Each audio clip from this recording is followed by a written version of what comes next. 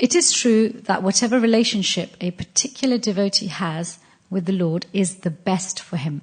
Still, when we study all the different methods from a neutral position, we can understand that there are higher and lower degrees of love.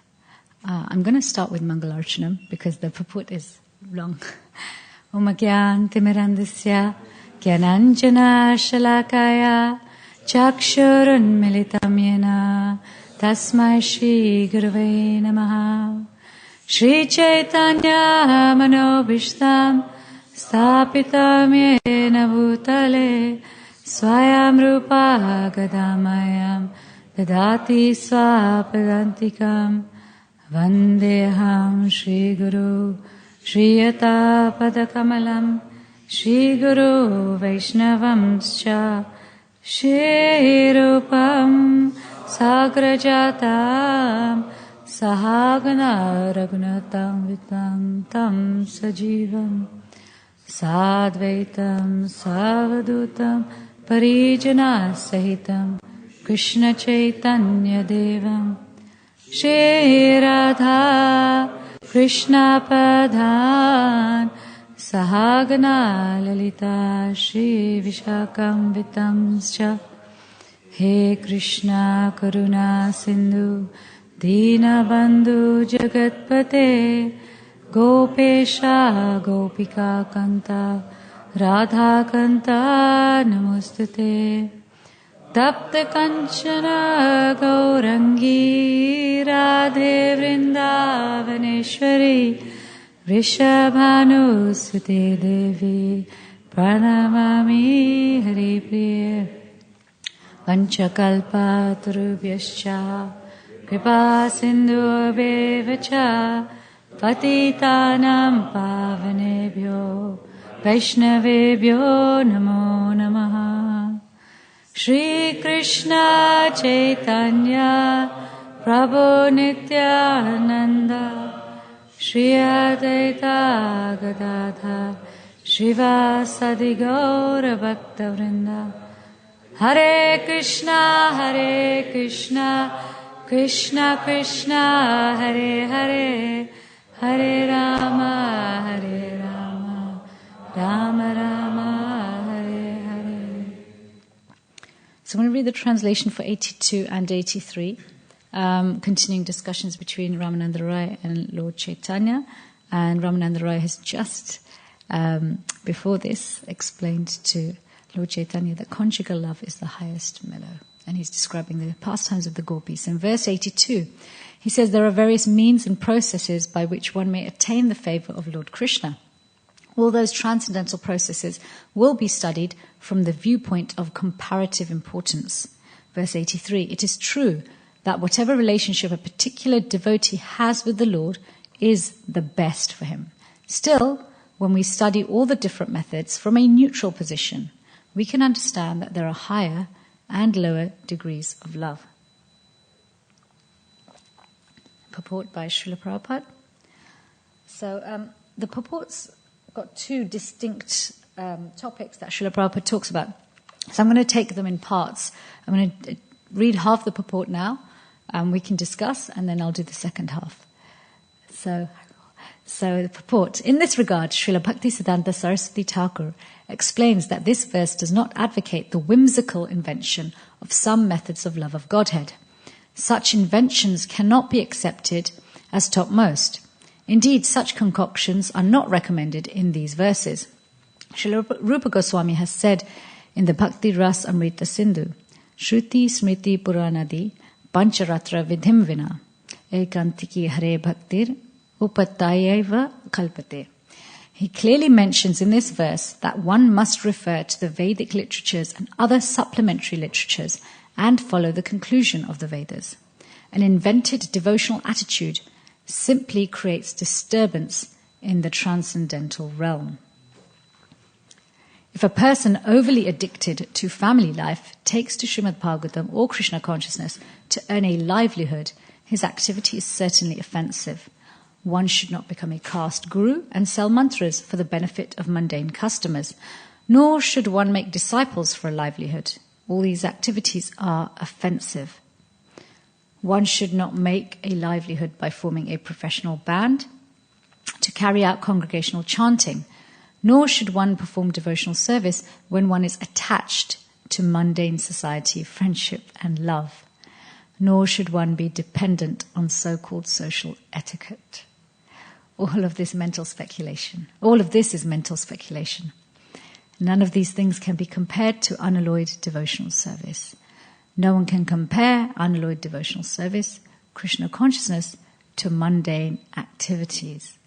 There are many unauthorized parties pretending to belong to the Sri Chaitanya cult, and some are known as Ola, Bola, Kartabhaja, Neda, Dharavesha, Sani, Sahajya Sakhi Bheki, Smarta, Jati Goshani, Ativadi, Chutadhari, and Gauranga Nagari. Moreover, there are those who take the caste Goswamis' opinions of such parties as bona fide, comparing these opinions to those of the 6 Goswamis, headed by Sri Rupa and Sri Sanatan. This is simply another cheating process.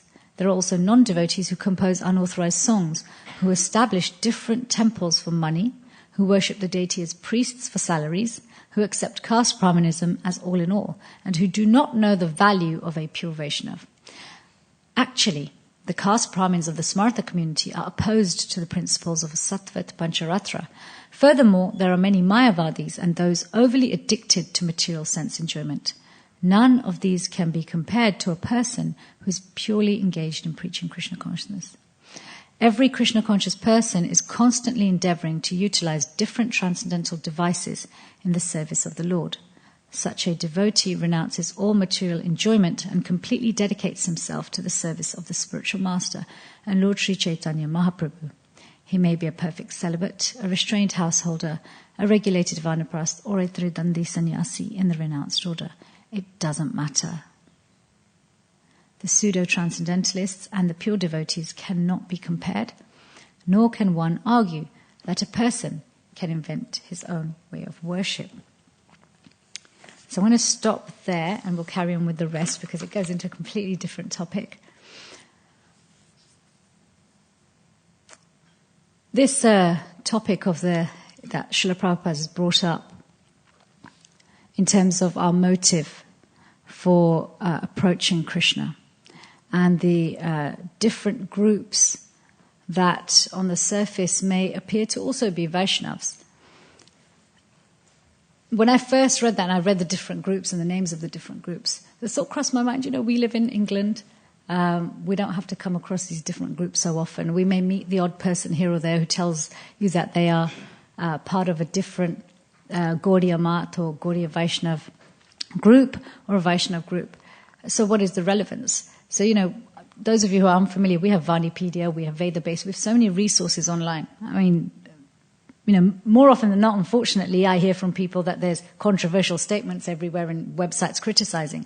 But actually, we will find what we look for. And if you want to really dive deep into the topics, it's easier than ever before. Everything's been cross-referenced for us so easily.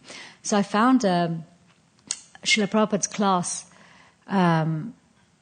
from 1969 on Bhaktisiddhanta Saraswati Thakur's appearance day.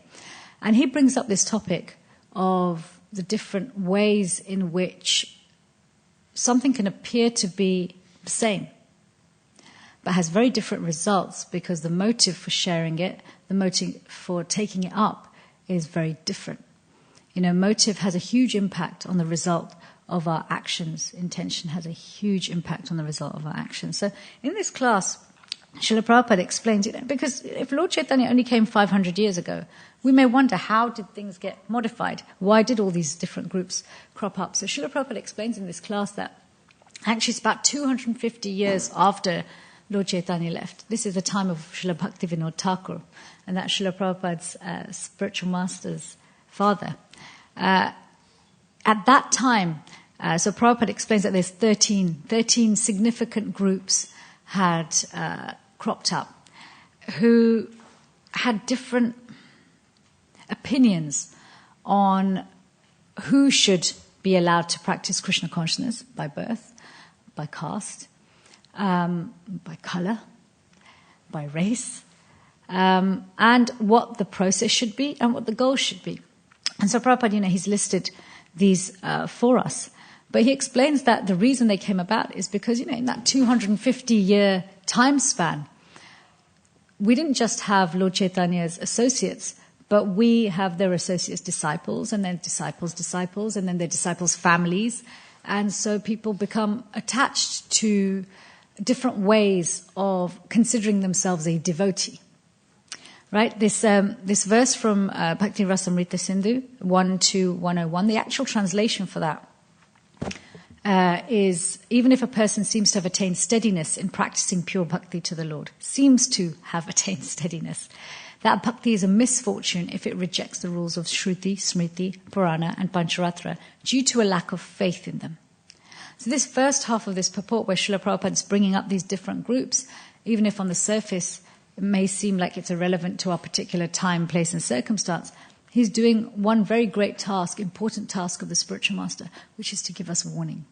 Right? We often look to teachers, gurus, for inspiration, for guidance, and for results.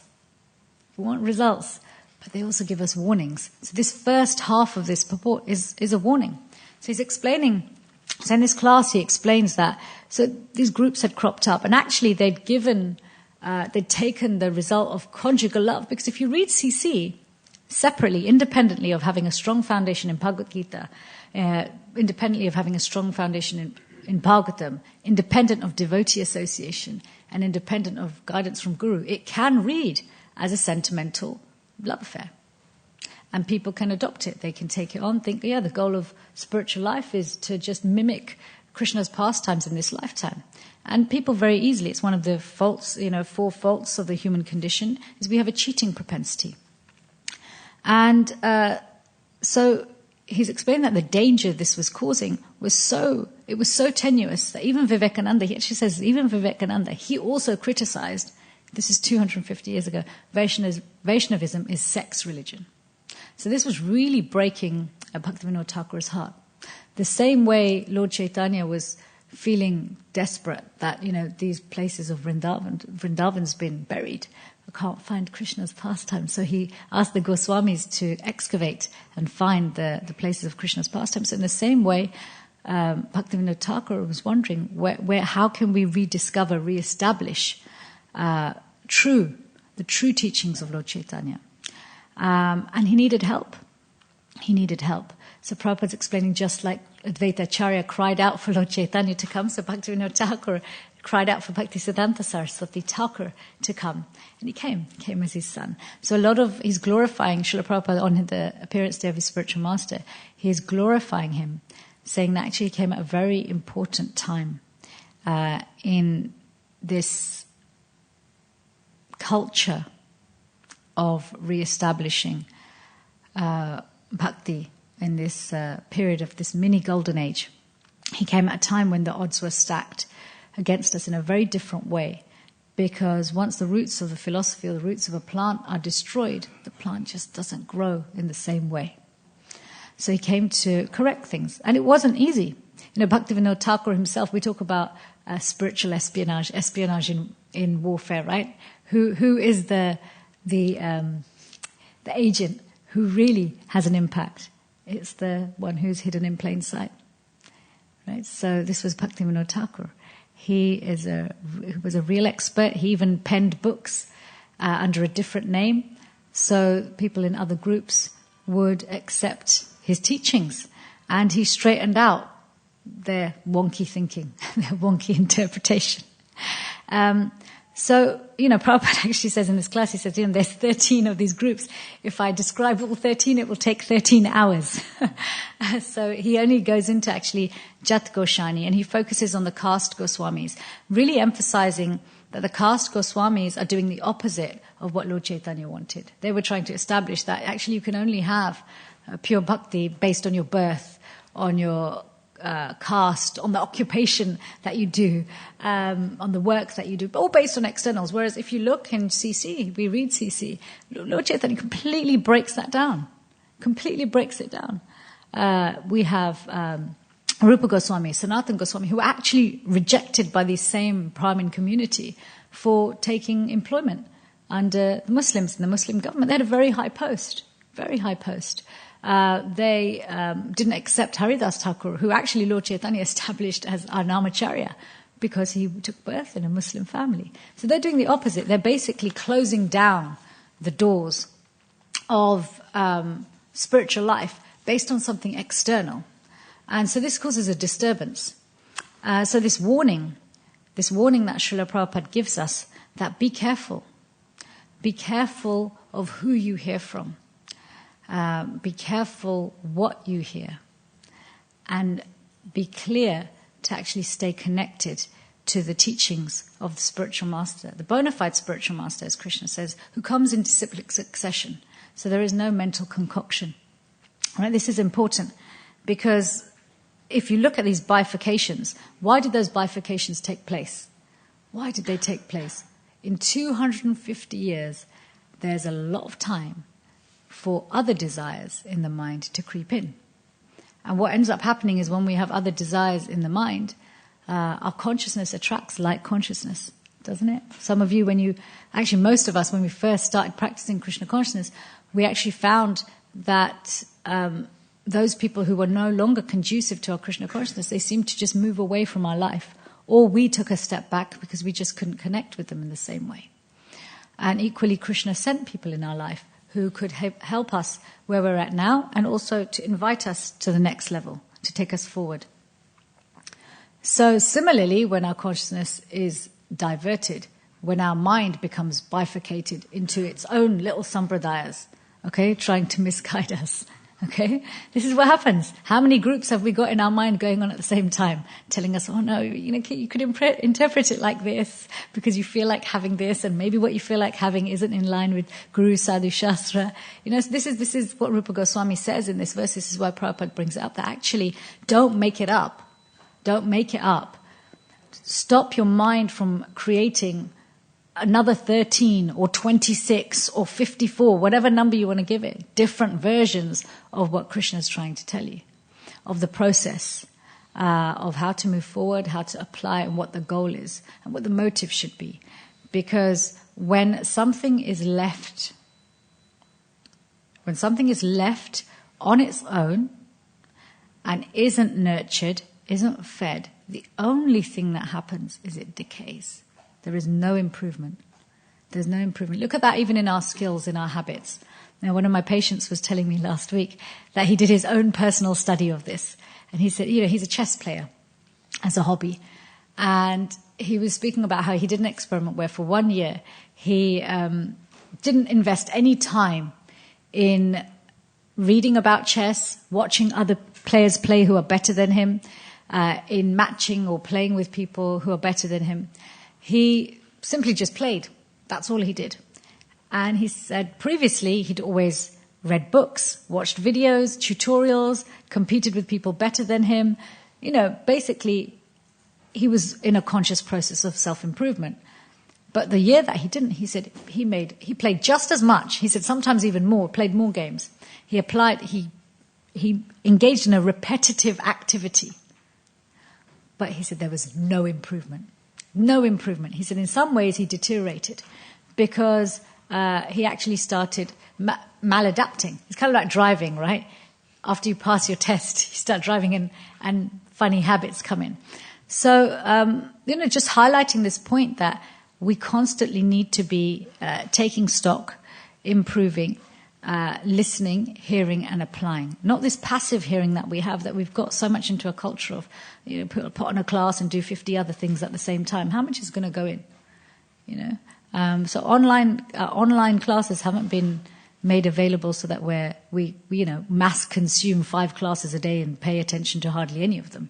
Better you listen to half a class or 1 class attentively. But this point that the spiritual master gives us warnings, as well as inspiration, guidance, and results, is really important, because we'll only hear those warnings and the inspiration and the guidance and get the proper results if that hearing from Guru, Sadhu, and Shastra is across all 3 and is consistent and regular, so that there isn't space and time for the mind to creep in and create other subgroups and philosophies. Yes, none of us, many of us might be sitting here thinking about these different groups and yeah, that's not going to sway me.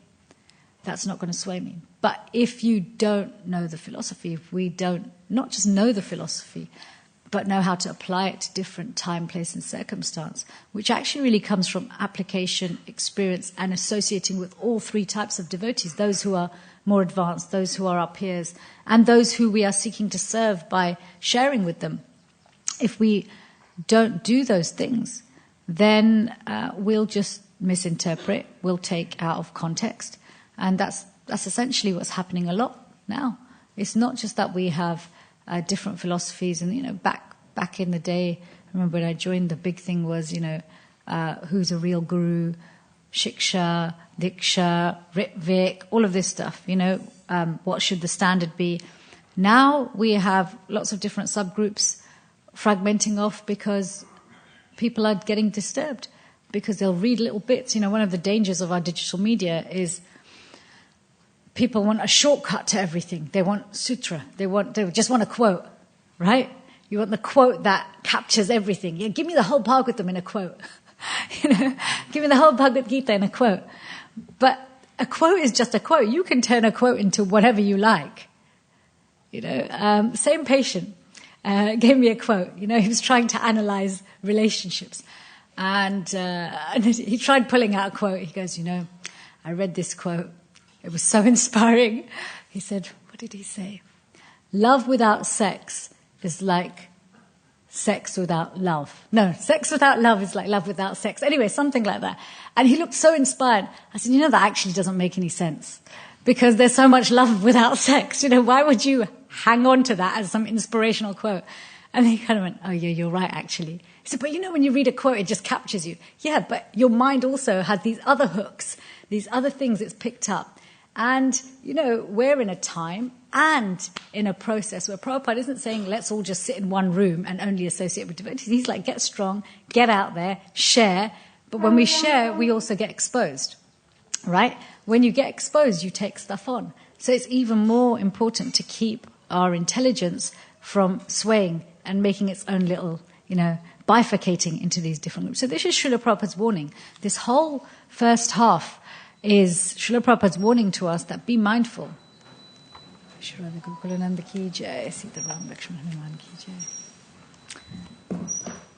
That everything I've given you, if you refer to that, then you won't be distracted.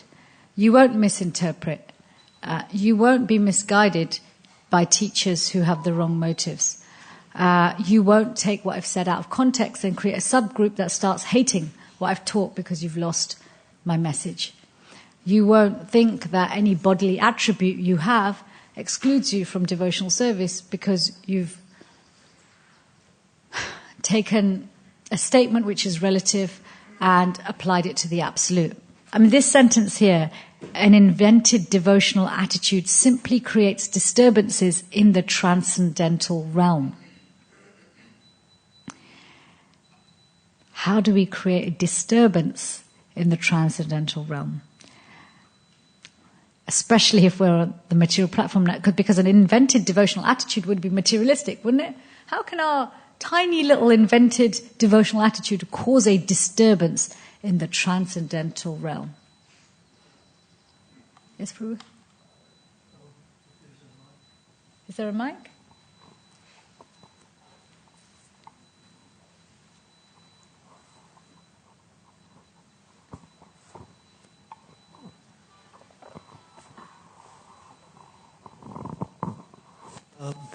The disturbance would be that we could be jeopardizing our own position to go into the eternal.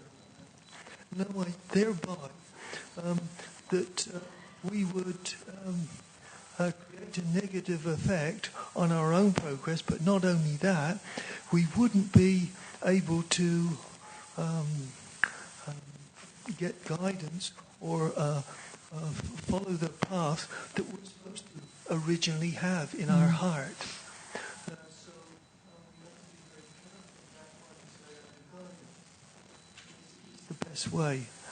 So certainly it creates a small disturbance in that you're jeopardizing your own goal. Yeah, deep. Yeah, because we are part of the transcendental. We are ultimately in the transcendental realm. We're surrounded by it. It's within us. So if we go off track, we cause a disturbance. We're important to Krishna. We're important to Krishna. He's all attractive, but he's also attracted to all. So when we go off, it causes a disturbance. It causes a distraction. It's one more thing for them to worry about. Also, invented devotional attitude, as Prabhupada says in this first half of the purport, it's offensive. Offense means aparad. Aparad means without Radharani. The transcendental realm is very disturbed without Radharani. And the other thing is, disturbances in the transcendental realm. If we're not helping, we're causing a disturbance. There's no such thing as just being neutral and just doing our own thing. And we're not completely independent. Even though Krishna is completely satisfied and fully independent, in many ways he's also not independent because he's dependent on our love, ultimately. So it's very powerful. We don't realize the ripple effect. We talk about the ripple effect with karma, don't we? Whenever we explain karma and reincarnation, we talk about, desire, exposure, thoughts, feelings, contemplation. We really break it down. Intention, action and result, and the ripple effect, and how one little adjustment can have such a massive impact in this world. This is Prabhupada telling us actually the ripple effect goes beyond this world. Okay, it echoes beyond time and space. So we have to be careful. This is his warning. In this first half, before he goes into speaking about the mellows, our real actual relationship with Krishna, he gives us a warning. Just anchor yourself. Anchor yourself. There will be many distractions. And they will ultimately look like they're from outside. They will look like they are other people's misinterpretations, other people's attachments, other people's mistakes. But ultimately, they are born of the little tributaries and bifurcations that our mind tries to create, because our mind is our guru to some extent. In Bhagavatam it explains we have 3 gurus. Before we even come to Krishna consciousness. And, one of them being we learn from around us, we learn from nature. The other one being our own mind coming to conclusions, right? We accept conclusions that our mind comes to.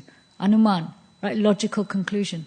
Many people rely, especially if you're smart, you rely on your smarts, don't you? Oh yeah, it makes sense. I think I'll do it. But if your intelligence is cloudy, a lot of rubbish makes sense. Right? And then you just do it.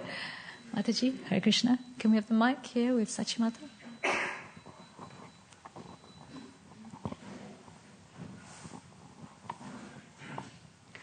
Yeah, it is absolutely right what you just mentioned, that mind goes everywhere. I just give you an example because I think majority of you don't know all these different category of people. Please. But I have seen in my own life, in my childhood, owl and baul. These are the 2 groups I have come across in my childhood. And they are nothing but like dressed as in orange clothes. And they would sing songs, and they have a ghunguru in their leg, and they will dance around. And they would sing very lovely songs, sometimes even tears are even coming. So these are my practical experience I have seen in the childhood. But we used to think that, oh my God, they are very God-loving people. Yeah. They are only singing about Krishna. But later on, as you can see, in Bengal, really, these people were really prevalent at the time. They were going, and all they were doing, asking donations and all. Whatever you give them, rice, dal, groceries, whatever you like, you can give them. They will accept anything and everything. That was their main purpose.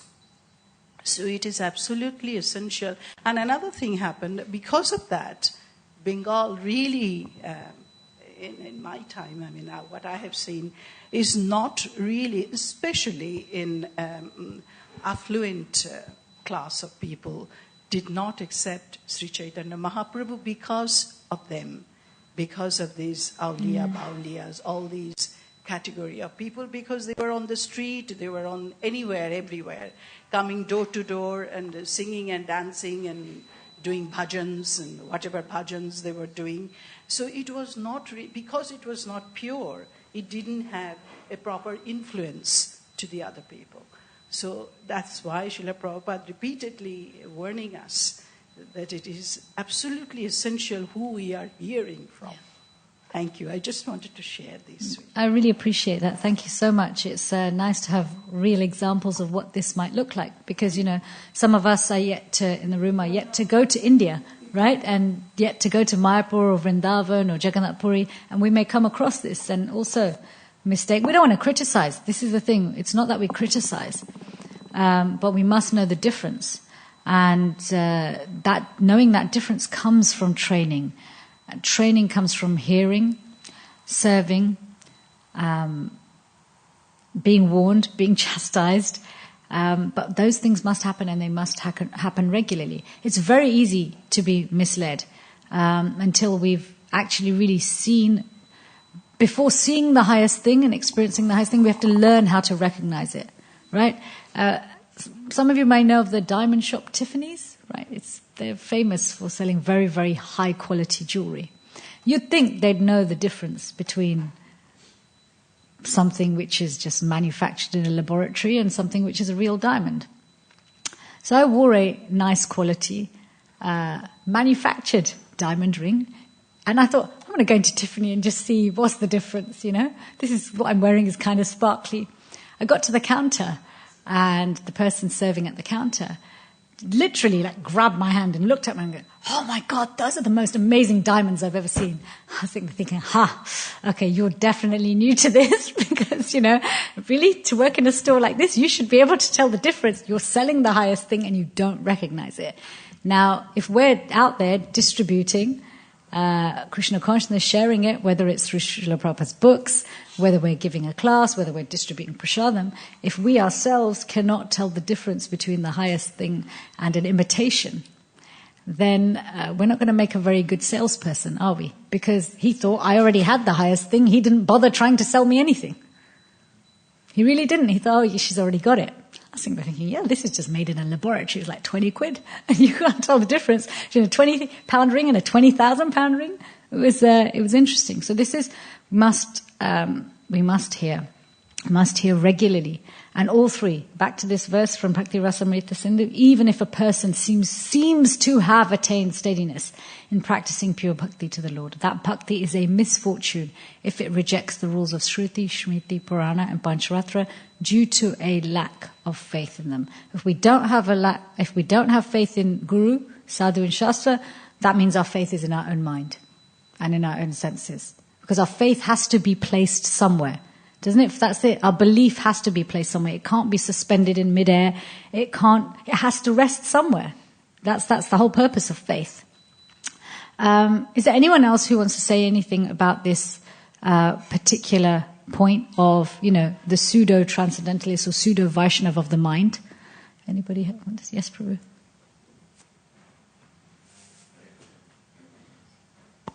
Yeah, Hare Krishna. Hare Krishna. Do you feel that in this current climate that we're in, people don't have the patience, Hare Krishna, have the patience and time to actually take this path, because it is a slow process, but people want instant sense gratification or instant fixes, as you said about quick quotes, because they can relate to them, and yet there is no depth.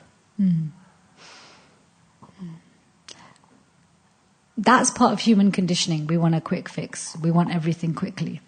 In one sense, this process isn't slow. In one sense, the process is actually quick. It's instantaneous. We slow it down because we get distracted by other desires and misinterpreting what those things mean, because we attach ourselves more to the external constructs than the internal. I mean, even here where Srila Prabhupada says, every Krishna-conscious person is constantly endeavoring to utilize different transcendental devices in the service of the Lord. Such a devotee renounces all material enjoyment and completely dedicates himself to the service of his spiritual master and Lord Sri Chaitanya Mahaprabhu. He may be a perfect celibate, a restrained householder, a regulated vanaprast, or a Tridandi sannyasi in the renounced order. It doesn't matter. I mean, I don't think Prabhupada could explain it any clearer. Actually, your external circumstances don't matter. Your lifestyle and what occupation you do doesn't matter. The stage of life doesn't matter. But whatever you have available to you, use that in such a way that it becomes a stepping stone for your spiritual life. I mean, look at these 4 orders. A perfect celibate. Perfect celibate, your relationship with sexual energy is you just don't engage subtly or physically. That's it.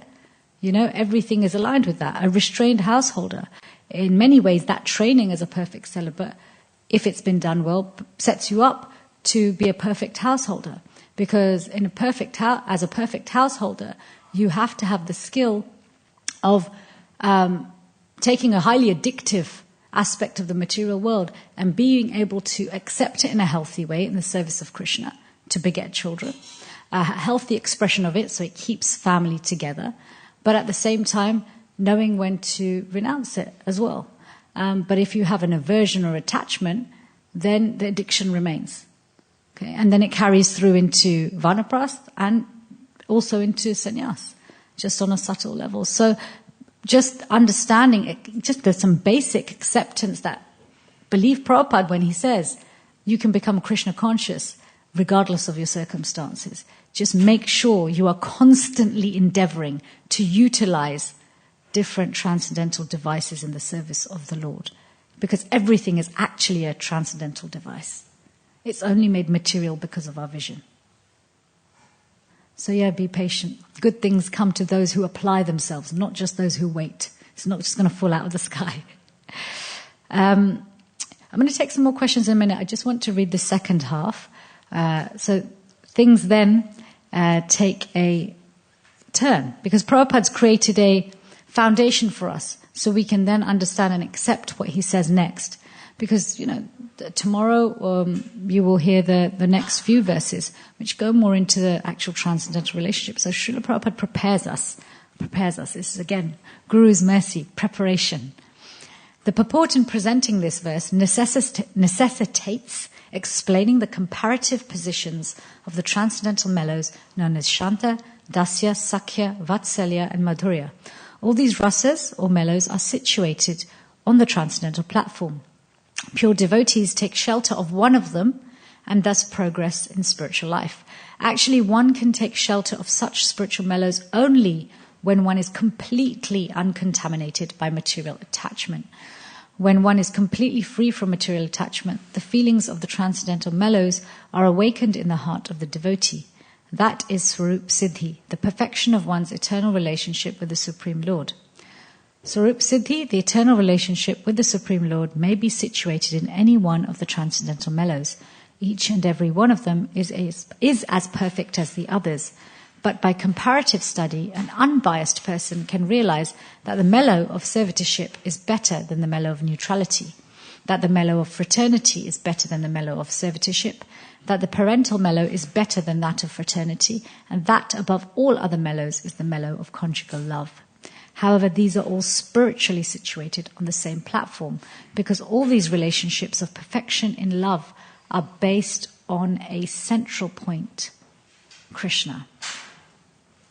These mellows cannot be compared to the feelings one derives from demigod worship. Krishna is one, but the demigods are different. They are material. Love for Krishna cannot be compared to material love for different demigods. Because Mayavadis are on the material platform, they recommend the worship of Shiva or Durga. And they say that worship of Kali and Krishna are the same. However, on the spiritual platform, there is no demigod worship. The only worshipable object is Krishna. Therefore, although there is no difference between a devotee in Shantaras or Dasyaras, Vatsalyaras or Madhuryaras, one can still make a comparative study of the intensity of love in these different transcendental positions. For example, it may be said that Dasyaras is better than Shantaras, yet transcendental love of God is there in both of them. Similarly, we can judge that love of Godhead in fraternity is better than love of Godhead in neutrality and servitorship. Similarly, love of Godhead in parental affection is better than love in fraternity. And as stated before, love of God in the conjugal ras is superior to that in the parental ras. The analysis of different types of love of Godhead has been made by expert acharyas who know all about devotional service on the transcendental platform. Unfortunately, inexperienced and unauthorized persons in the mundane world not understanding the transcendental position of pure love, try to find some material fault in the transcendental process. This is simply impudence on the part of spiritually inexperienced people. Such fault-finding is symptomatic of unfortunate mundane wranglers. So what's Srila Prabhupada preparing us for? Going back to Guru Sadhu Shastra, going back to a healthy, regular endeavor to utilize everything in Krishna's service, but also connect with Guru, is essential even when we go internal and start to become aware of our Swarup. It's essential because Guru is there all the time. So we have Guru in the heart, Paramatma, and external manifestation is the different spiritual masters we have. The spiritual master who brings us to Krishna consciousness, the Shiksha Guru, the instructing spiritual master, the Diksha Guru, the one who connects us to the Parampara, to make sure that we are receiving mercy and knowledge in an uncontaminated and purified way, so that our motive remains uncontaminated and our motive remains clear and pure. But that's also there when one wakes up to which mellow and which rasa they have their particular relationship with Krishna. And because before spontaneous devotional service, where, you love Krishna so much, you can't wait to see him. Before bhav, there's a regulated aspect to this. And that regulated aspect requires still the anchor of Guru, Sadhu and Shastra. But even when one really starts to understand who they are, you still have Guru, because we always follow someone. We always follow someone. We are the servant of the servant of the servant of the servant. And the servant of the servant of the servant, the more times you're removed, the deeper your ecstasy can go. Why? In this material world, the further you are from something or someone, what happens? The experience gets diluted, doesn't it? Why? Because barriers of time, barriers of distance, and barriers such as envy and pride, they block things. Subtle and the gross block things. In the spiritual dimension, time doesn't put up a block. Time brings us closer to Krishna. Space doesn't put up a block, because space expands and contracts to come closer, to bring us closer to Krishna. There's no envy or pride. There's no separation between us and the person we're serving, or them and the person they're serving. So there's a completely direct, clear pathway for the loving exchanges of the heart. So one can be at a distance in terms of time and space or position in the spiritual world, and that's when you're living in it, even in this world, and feel great ecstasy. Many of you will have experienced when you are serving devotees, you feel great joy. Feel great joy. And you may even wonder, where's this joy coming from? It's deep. And the devotees you love the most, you'll feel the greatest joy. Because especially when we serve those who are deeply connected, it's like their heart's spilling over with so much love for Krishna. It can't help but splash us in the face. We're like, wow, that's amazing. So this relationship with Guru, if we can't recognize Guru here, then how will we recognize Guru eternally? It may come in different forms, as different personalities, but we won't recognize it.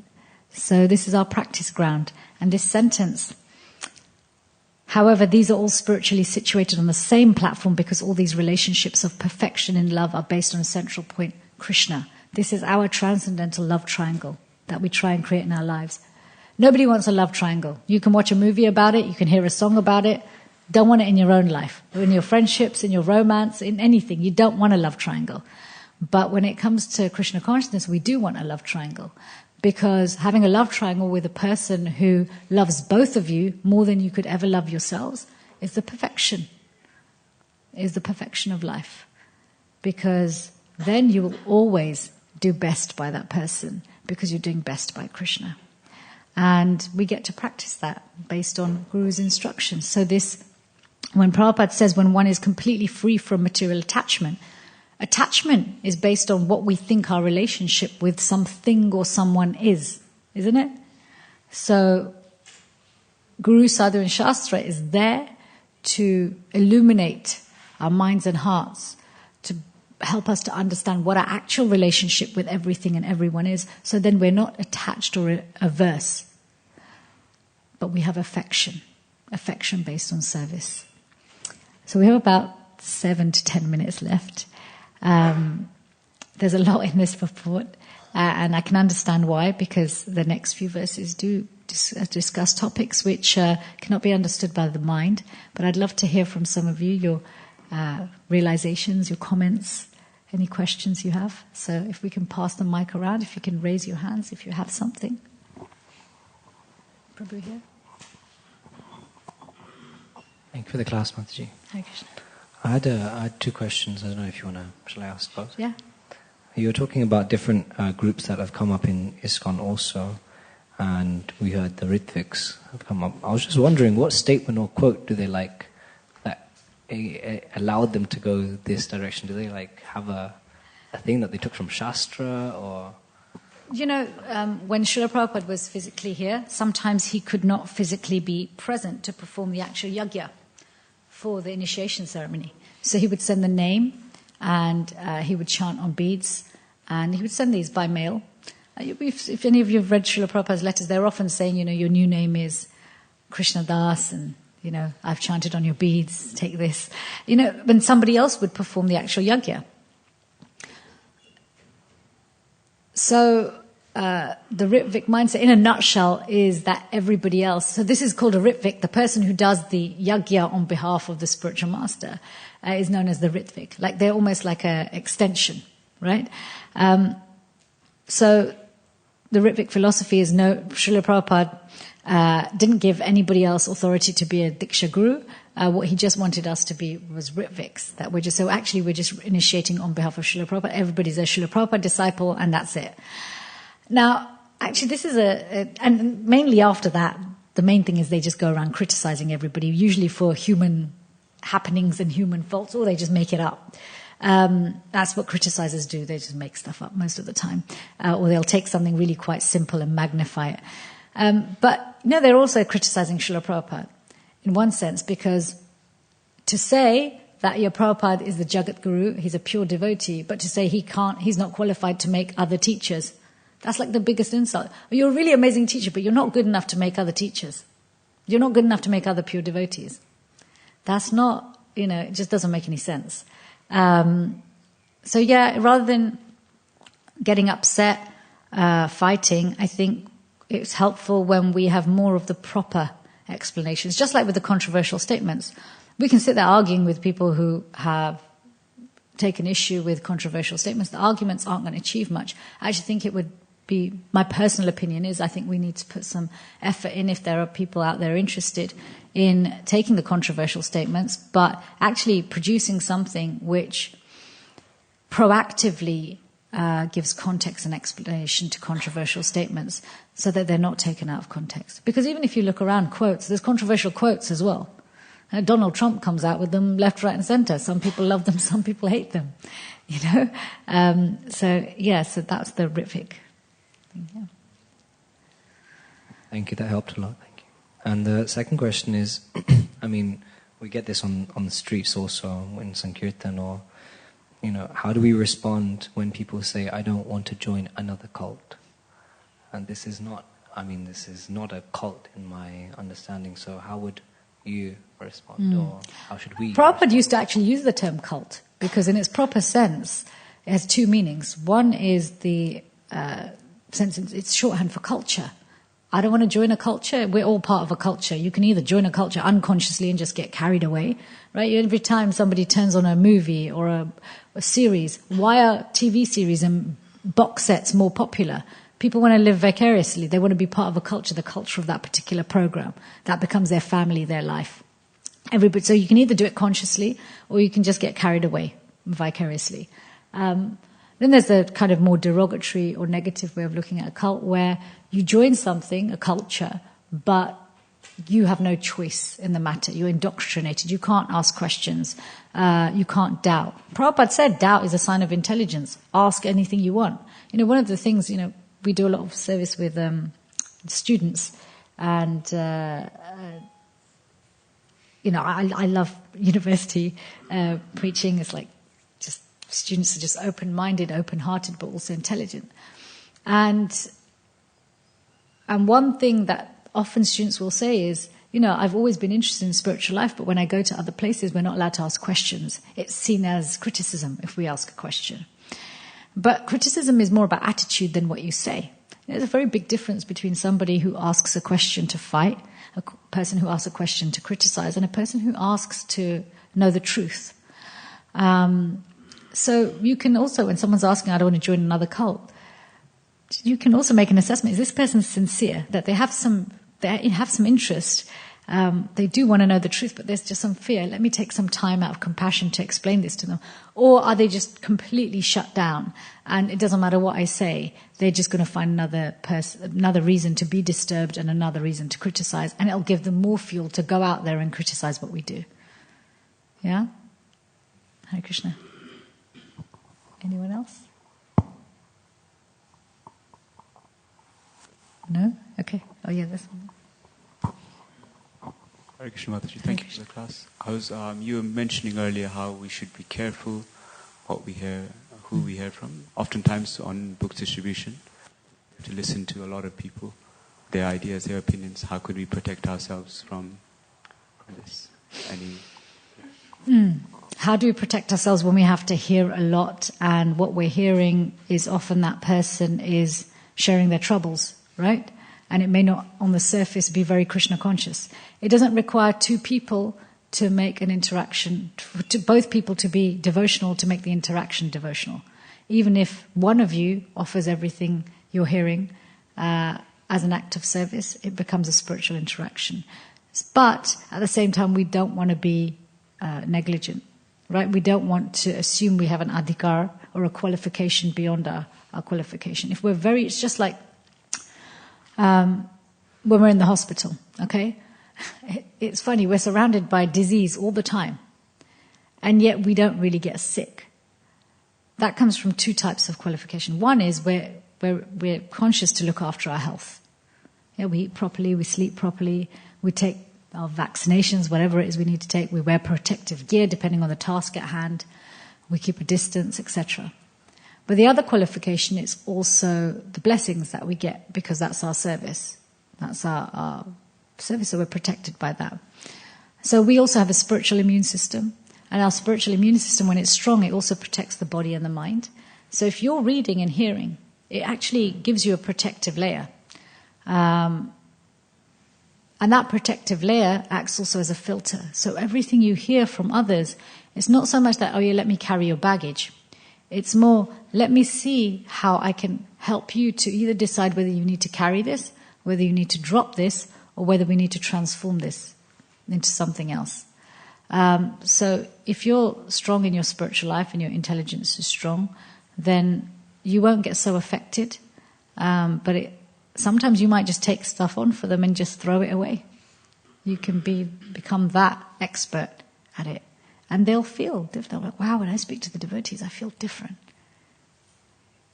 Yeah, but you've got to protect yourself. Okay? Okay, we are on time. It's 8:45. Thank you so much. Hare Krishna.